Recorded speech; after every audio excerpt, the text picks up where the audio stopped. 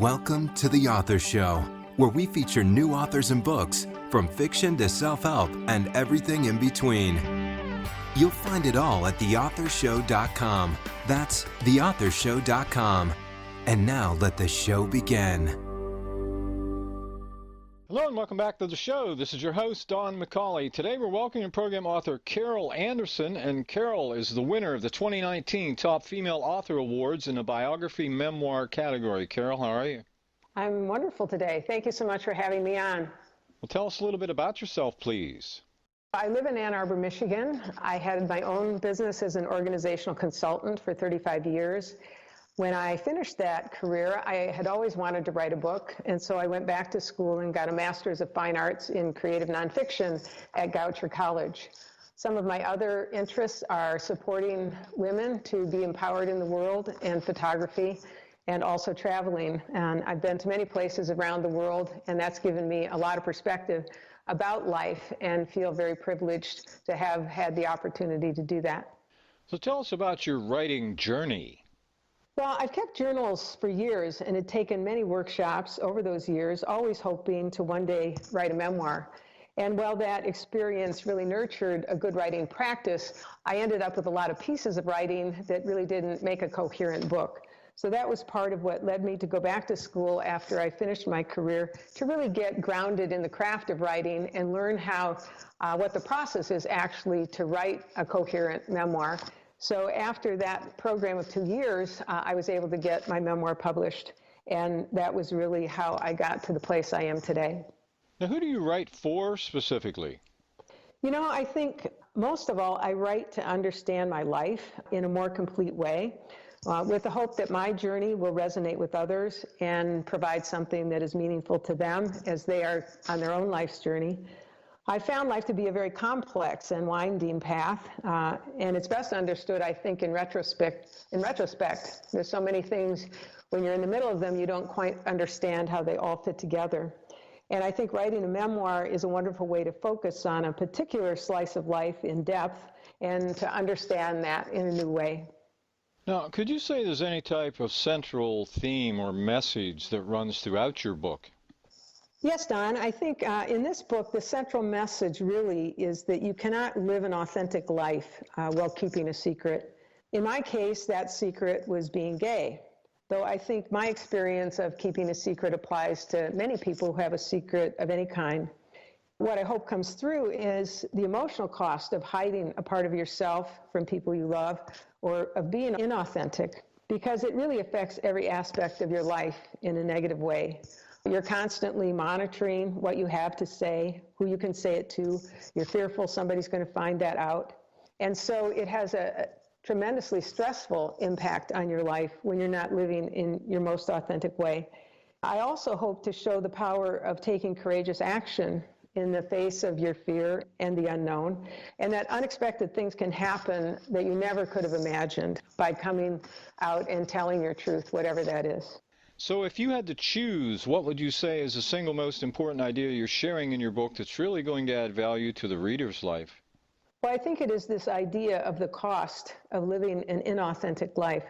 And whether it's keeping a secret, or even if it's adapting yourself to the desires of other people just to be accepted, which I think many people find themselves doing in multiple situations. And while the goal of concealing your true self for any reason in your own mind tends to be protection, that is actually an illusion. Instead, I think that kind of adaptation or hiding creates a lot of fear and anxiety, and it ends up isolating you much more than it ends up protecting you. So it creates a great deal of stress. So my hope is that readers will be inspired to take greater emotional risks with the people they love, to live a more authentic life, and to really reflect on some of the costs of not telling. Most often we focus on the fear of somebody knowing, but we don't often enough look at, what is the cost of my not really telling people who I am. So what does it mean to you to be one of the top female authors this year? Well, it was a real honor to be chosen as a top female author for memoir. When you write a book, you really want it to touch people. You want it to have meaning and to make a difference in the lives of others. So it's enormously validating to have my book recognized in this way. And this recognition also then creates greater exposure to a much wider audience than it would be if I hadn't been chosen for this honor. And that hopefully then creates a larger impact. Why did you decide to write this book? Well, I had several reasons for writing it. I think first, I really wanted to give a perspective to those who are part of the dominant culture, what it's like to be shunned by society for no reason other than the person you love. And I want readers to think more deeply about the ways they may judge anybody in their lives who's not like them, and really how that hurts not only others but themselves, that often they cut off important relationships that might have with somebody just because they have a prejudice of some kind. I also wanted people in the LGBTQ community who currently are struggling with their identity in our current political environment to see that it's possible to have a wonderfully happy life and a successful life by being who they really are. I also wanted it to be for people who are parents of gays and for them to see the power of embracing a gay child, for them to recognize that being gay doesn't change their character, it just changes their love orientation.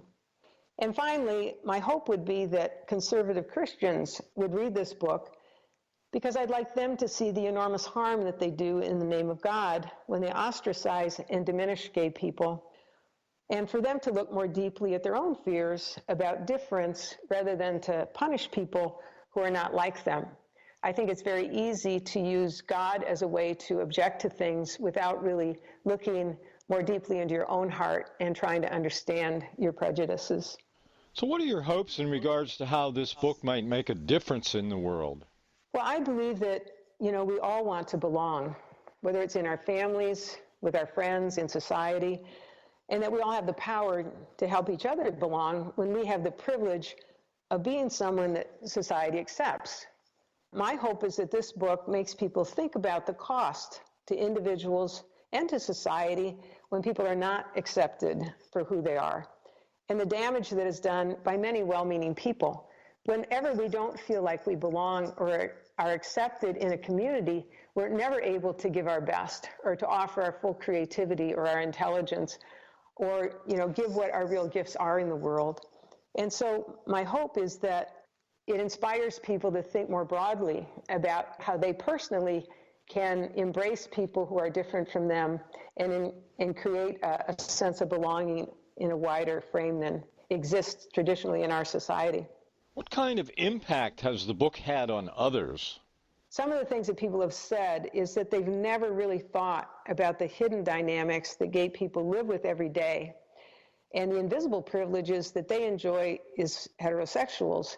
Things like holding hands in public and not being stared at, or feeling the need to evaluate with kind of split-second timing whether they're physically safe in an environment if they should reveal the nature of their relationship to strangers, or always wondering if you've been denied an opportunity because you're gay when you know that you might be the most qualified person in a situation, and just getting some understanding of realizing how stressful it must be on gay people to be so hypervigilant in their lives, not knowing the attitudes and levels of receptivity of the people that are around them.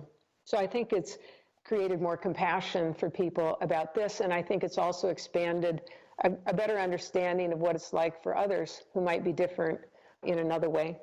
What's the best thing that's come to you from writing it? Well, there was a really surprising thing that came to me that probably was the very best. The book is about growing up gay in a fundamentalist Baptist family and the fear that I would be ostracized by people I loved in the church if they knew, because, we went to church a lot and I was very much a part of that community. So once I knew I was gay, I really kind of drifted away from that community for fear that I would be hurt by the people there. So after the book came out, I was reconnected with my best friend at church from the time I was 8 years old, and I had not seen her in over 40 years, and she had come across the book. And when we reconnected, she said to me, her first words were, "It's such a beautiful book, I couldn't put it down. I'm so sorry I didn't know, and that we've missed each other all these years as a result." I never in a trillion years imagined that that would be a response from a community that I had been so fearful would ostracize me. So I've remained connected with her, as well as her sister and her 92-year-old mother, to whom they read several passages of my book. And her words really touched me when she said, you know, your parents would be very proud of you. And I think I never could have imagined that people came out of that same rigid thought system could have that kind of understanding and compassion and really love me for who I am, and for that kind of a response to have occurred for me. So that was the very best thing that's happened. How have you changed as a result of writing this book? Well, in writing the book, one of the things I did is I went back and reread over 150 letters that my mother had sent to me when I was in college, and about 20 letters that my dad had written to me throughout my life. I also found about 50 letters my mother had sent to my dad before they were married. And rereading these letters gave me such a deep appreciation, both for the love my parents had for me, but also for the love they had for each other. And it was so meaningful to hear the voice of my mother on paper, you know, as a hopeful young girl about to marry my dad. But also I could hear her letters in a much different way than I could when I was in my 20s, because I was struggling with these issues then. And most often she would write something like, you know, you're in God's hands, and you know, we're so happy that you're blessed in that way. And I was terrified that God might know what I was doing. So to be in his hands was the only thing I could focus on. And I couldn't hear the enormous love that came through in those letters. So it really deepened my relationship with my parents, though my dad has been dead for 44 years and my mother for 27. In addition to that, I think it gave me a really deep appreciation for the courage it took for me to find myself and to stay true to that person in a period of time that was very difficult. And it gave me a lot of respect for my determination to live an authentic life, though, as the book shows, you know, I went back and forth for many years trying to be straight until I finally determined I was who I was and that I was going to live my life that way. How would you describe the writing style you're using? I would say that my writing style is lyrical with a touch of humor about a really serious subject, that it offers a compassionate view from everyone's perspective. Many reviews have described the book as beautifully written. I think it's very straightforward and honest, but I've tried to write it in a way that's really interesting for people and that they can get a detailed understanding of what it's like to be inside my head, and also about the experiences that I'm describing a certain cultural period in time. In your opinion, who should buy your book?